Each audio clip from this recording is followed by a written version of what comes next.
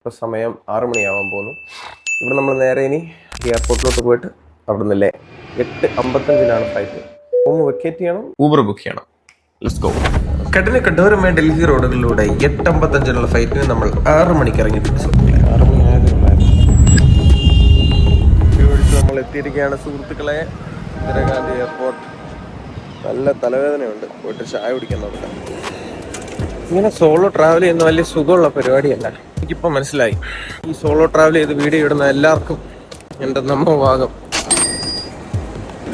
Royal എൻഫീൽഡിൻ്റെ ഇഷ്ടമില്ല. എവിടെ ഇട്ടുകൊണ്ട് പോയാൽ ഇതിനകത്ത് അലാറം അടിക്കുന്നുണ്ട്. അതുകൊണ്ട് അവർ സ്കാൻ ചെയ്തിട്ട് കയറ്റത്തുള്ളൂ എന്ന് പറഞ്ഞു. ഞാൻ ചെക്കിങ് കഴിഞ്ഞ് നമുക്ക് ചായ കുടിക്കാൻ പോവാം. മസാല ചൈന, മസാല കിച്ചണിൽ 3 പട്ടിയും ഒരു ചായ കിട്ടും. ഇത് കഴിച്ചിട്ട് മരുന്ന് കഴിക്കാനുള്ളതായിരുന്നു. അവിടെ വെള്ളം വാങ്ങിച്ച് കുടിക്കണം. രാവിലെ നല്ല ടിങ്കിങ് സെൻസേഷൻ ഉണ്ടായിരുന്നു കാലിന്. ചിലപ്പോൾ ടൈമോക്സ് എടുക്കുന്നുണ്ട്. ലഡാക്ക് റൈഡിനിടയിൽ എനർജി കിട്ടാൻ വേണ്ടി ഒരു ചോക്ലേറ്റ് വാങ്ങിച്ചപ്പോൾ തന്നെ ഒരു ചീട്ട് കണ്ട. നേരത്തെ കാര്യങ്ങളൊക്കെ വാങ്ങിച്ചു വെക്കുക. അല്ല ഇങ്ങനെ കിടന്നുള്ള വലയിൽ വാങ്ങിച്ചു വെക്കുന്നത്. ബോഡി സമയ സുഹൃത്തുക്കളെ 3/4 മണിക്കൂർ ഡിലേ ആയിരുന്നെങ്കിലും ഒരു സ്പൈസ് ജെറ്റ് ലേയിലേക്ക് പറക്കുകയാണ് സുഹൃത്തുക്കളെ. കുറേ മണിക്കൂറത്തെ കാത്തിരിപ്പിന് ശേഷം ഞാൻ അങ്ങനെ കാണുകയാണ് സുഹൃത്തുക്കളെ, മഞ്ഞ് പതിച്ച് കിടക്കുന്ന നമ്മുടെ ഹിമാലയത്തിൽ.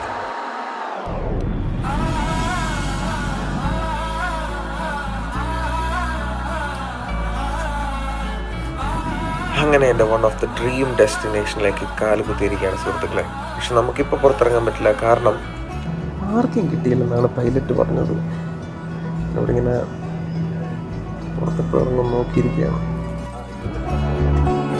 ലേയുടെ മണ്ണിലേക്ക് കാല് കുത്താൻ പോവുകയാണ് സുഹൃത്തുക്കളെ. വലത് കാല് വെച്ച